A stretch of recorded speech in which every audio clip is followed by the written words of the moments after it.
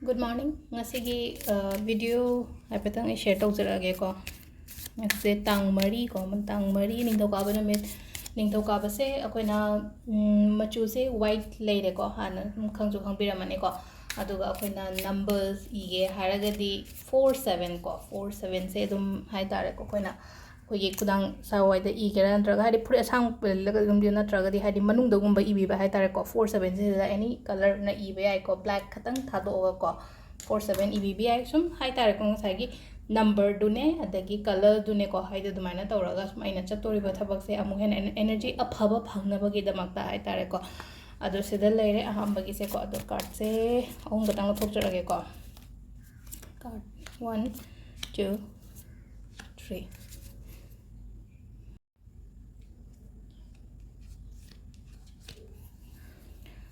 sile ko koi 3 card se ko 3 card se ngase di ahum loina yamna positive oiraga thole ko positive oira thole ahambada ko 3 of cups 3 of cups se haidi akoina mai pakpa mangol oiba matamda akoina haitara ko haidi celebrate tawbani khangde haidi kenoma akoina keno tawraga di haitara tawba thabo amada mai pa agade khoje pangthoi dana haraubo ko daina gumba haitara ko celebrations gumba leiba dumaina gumba leiba oina oi ko ani shubasina 10 of pentacles hai ko 10 of pentacles ina mo haitara ki mong manung phasana nuaina haitara ko dumaina leimina ba khotmina ba hanaman gi blessings si ka mayam ama leiba ko pa dumaina oina oire ko hari nga sai gi joint family ga oiraga di dum yamna nungaiba nimit kumba oibado haitare ko aduga akomba gisina the sun lae ko the sun se adum akogi sisu amuka yamna positive oiba karne 100% positive aina harasu yare ko dum ado sida akoina